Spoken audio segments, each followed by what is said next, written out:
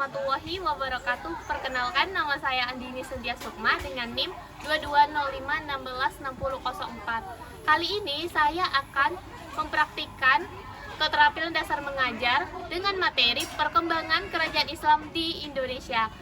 Teman-teman mohon disimak ya pada materi kali ini. Assalamualaikum warahmatullahi wabarakatuh. Waalaikumsalam warahmatullahi wabarakatuh. Selamat pagi anak-anak. Pagi, Bu. Gimana nih kabarnya hari ini? Baik. Terus gimana, liburannya seru nggak? Atau gimana? Lumayan. Oh gitu ya, oke.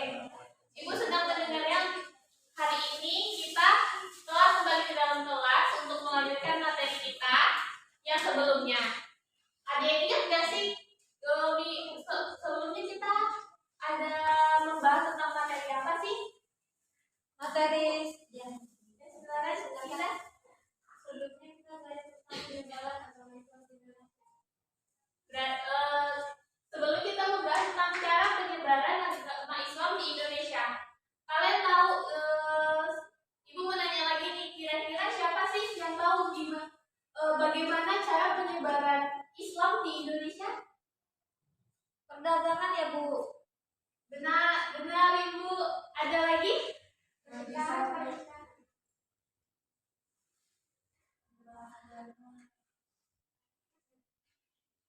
Pernikahan termasuk ya, Bu. Termasuk Bu. Termasuk. Bisa melalui dari pendidikan dan juga dari kebudayaan. Wah, terima kasih Mara telah menjawabnya. Jawabannya cukup benar. Oke. Selanjutnya kita bahas tentang perkembangan kerajaan Islam di Indonesia. Kira-kira kalian tahu nggak sih kerajaan apa sih yang di Indonesia yang termasuk dalam kerajaan Islam? Ya. Oh benar, terima kasih Agustinas. Ada lagi yang ingin menjawab?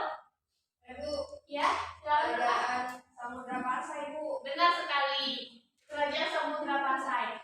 Jadi kerajaan yang telah saya sebutkan akan kita bahas pada hari ini. Sebelum Ibu melanjutkan materi kita, Ibu akan membahas sedikit. Setelah Ibu menjelaskan materi pada hari ini, kalian akan berdiskusi. Ibu akan membagi kalian menjadi 4 kelompok. Oke? Di mana nanti kalian akan berdiskusi. Setelah berdiskusi, perwakilan dari tiap kelompok akan maju ke depan dan untuk mempresentasikan diskusinya. Diskusi nanti akan Ibu beri waktu 3 menit. Bagaimana menurutnya anak-anak? Mengerti, Bu. Mengerti, oke. Kita akan bahas tentang perkembangan kerajaan Islam di Indonesia. Jadi yang pertama itu ada kerajaan Banten.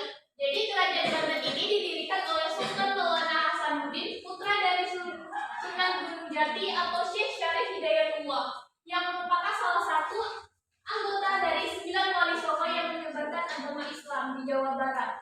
Kira-kira kalian tahu nggak sih siapa aja yang termasuk ke dalam 9 wali songo itu? Silakan Maria. Yang termasuk dalam wali songo itu ada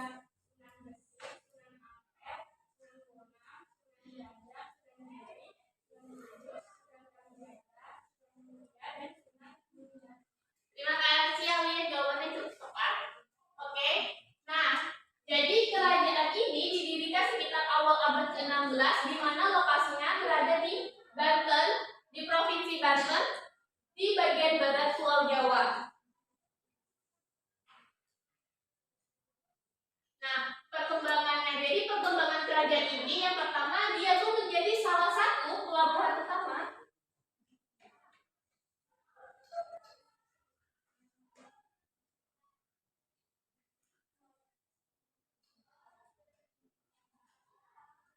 Yuk.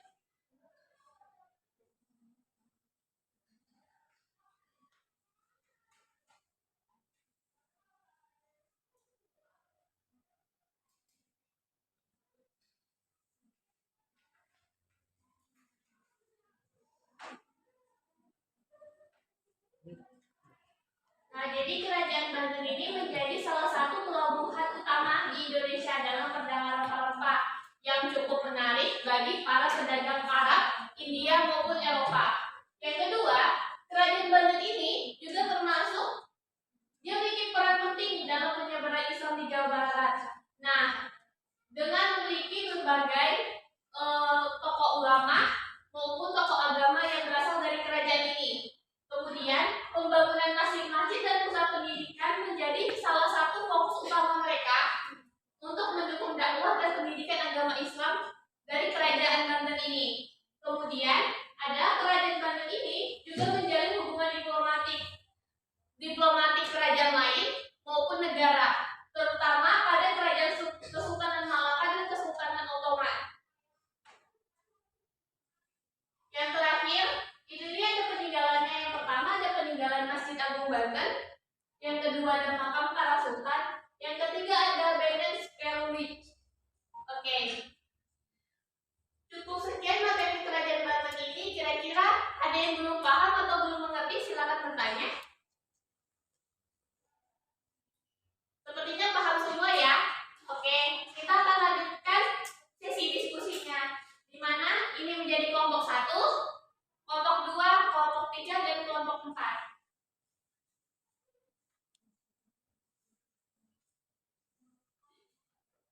Di mana nanti kalian akan membahas tentang sedikit dari sejarah pendiriannya, bagaimana pendiri sedikit saja, terus lokasinya, perkembangannya bagaimana, serta sedikit penjelasan.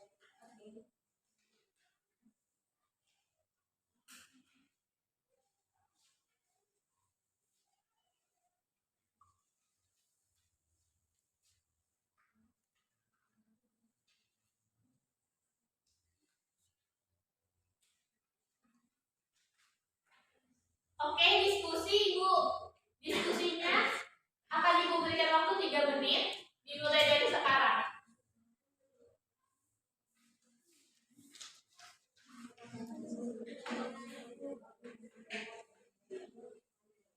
Ya, dibacakan lagi ya. Ada lagi?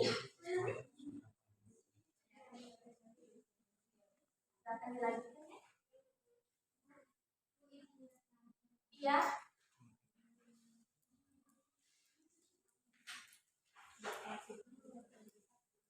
Bacanya sedikit aja. Kalau bisa tuh tadi interpretasi aja.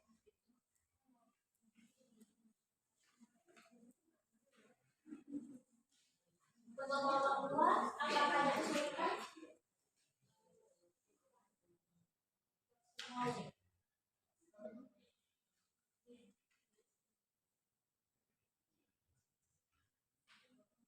Ada lagi kesulitan? Ya, jangan dilanjutkan. Untuk kelompok 3 ada kesulitan? Ya.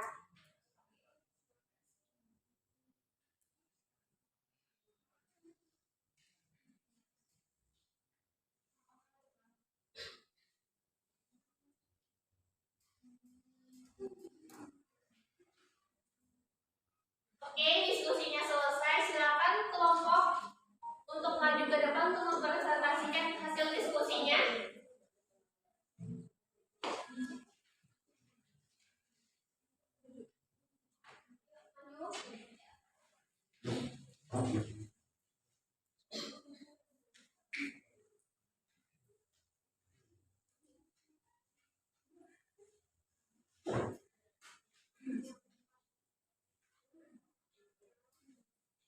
Kelompok berapa yang mau menjelaskan lebih dulu? Silakan, kelompok 1. Kerajaan Demak merupakan kerajaan pertama di Pulau Jawa. Didirikan pada awal abad ke-15 sekitar tahun 1475. Pendiri kerajaan Demak adalah Raden Patah yang dikenal sebagai Sultan Demak I, yang merupakan putra dari Raja Majapahit yang wanita dari keturunan Islam. Lokasinya di pesisir utara Pulau Jawa, yaitu Jawa Tengah. Kemudian untuk perkembangannya, Demak menjadi pusat penyebaran Islam di Pulau Jawa. Sultan Trenggana dan para ulama berperan aktif dalam misi dakwah yang membantu memperkuat posisi Islam di masyarakat Jawa. Demak menjadi pelabuhan penting dalam jalur perdagangan di pesisir utara Pulau Jawa, terutama untuk menarik pedagang dari berbagai daerah. Kerajaan Demak menjalin hubungan diplomatik dengan kerajaan lain termasuk Kesultanan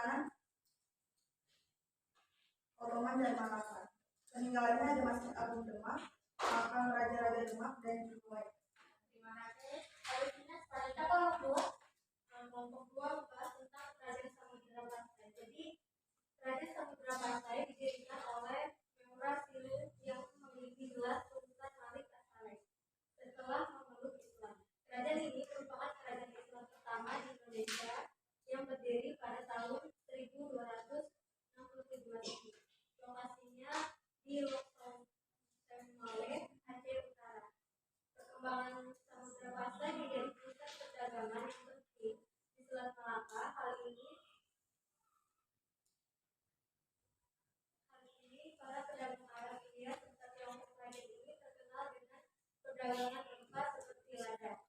Kerajaan ini merupakan kerajaan pertama di Indonesia yang peninggalan Islamnya di wilayah ini dipimpin oleh Sultan Malik As-Saleh serta para ulama yang datang dari Arab dan India. Kerajaan ini mewujudkan pendidikan Islam dengan banyaknya pesantren dan lembaga pendidikan. Peninggalannya berupa makam Sultan Malik As-Saleh, mata uang dirham emas, dan hikayat Raja Pasar. Oke, terima kasih Indah. Selanjutnya kelompok 3. Jadi kerajaan Aceh itu didirikan pada tahun 1496 oleh Sultan Ali Mubayyad Shah yang merupakan keturunan dari Raja Samudra Pasai. Ia mengklaim sebagai sultan dan memproklamirkan Aceh sebagai kerajaan Islam. Untuk lokasinya sendiri itu terletak di Banda Aceh di pesisir barat laut Pulau Sumatera. Nah, untuk perkembangannya, Aceh ini menjadi pusat perdagangan internasional. Lalu juga Kerajaan Aceh juga menjalin hubungan diplomatik dengan berbagai negara termasuk Kesultanan Ottoman dan Persia yang memperkuat posisinya di kancah internasional. Aceh menjadi salah satu pusat penyebaran Islam di Asia Tenggara dan Sultan Kerajaan Aceh sangat berperan aktif dalam misi dakwah dan pendidikan Islam. Untuk peninggalannya sendiri itu yang pertama ada Tari Saman, yang kedua ada Masjid Baitur Rahman, dan yang ketiga ada Istana Darussalam. Untuk selanjutnya kelompok 4. Baik, di sini hasil diskusi kami tentang Kerajaan Gorontalo, yaitu Kerajaan Gorontalo itu didirikan oleh Tumanuk atau Sultan Alauddin. Nah, menurut tradisi, Sultan Alauddin adalah seorang tokoh yang berasal dari langit dan dianggap sebagai keturunan dari Dewa Luhur. Nah, ia juga dikenal sebagai pemimpin yang kuat dan berperan penting dalam perluasan wilayah kekuasaan Gorontalo dan penyebaran Islam di Sulawesi. Nah, terus lokasi kerajaan Gorontalo itu ada di Makassar, Sulawesi Selatan. Yang perkembangannya itu, pertama Gorontalo itu menjadi pusat perdagangan yang penting di Indonesia Timur, terutama pada rempah-rempah beras dan barang-barang lainnya. Terus kerajaan ini juga menjalin hubungan diplomatik dengan negara-negara seperti Belanda, Portugis, dan juga Arab.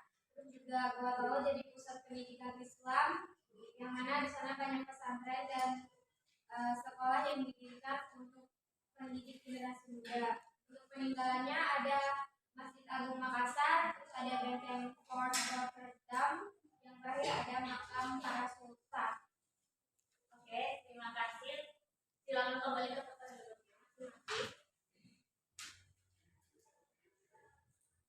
Oke, terima kasih untuk diskusinya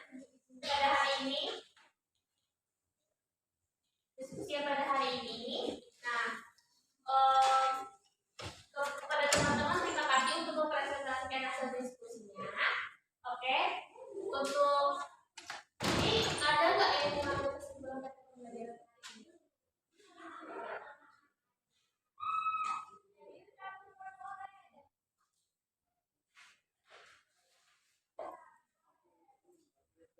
Oke, kalau nggak ada, jadi kesimpulan pada hari ini ternyata kerajaan Islam memiliki perkembangan yang berpusat pada perdagangan. Perdagangan yang dimana perdagangan itu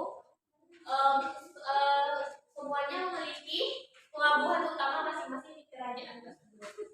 Oke, sekian dan terima kasih pembelajaran hari ini. Semoga pembelajaran hari ini bermanfaat buat kita semua. Assalamualaikum warahmatullahi wabarakatuh.